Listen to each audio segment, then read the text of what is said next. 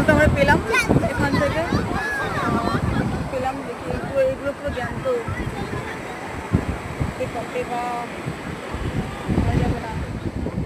আমি ছেড়ে দিলাম, তাও তোমাদেরকে দেখাচ্ছি।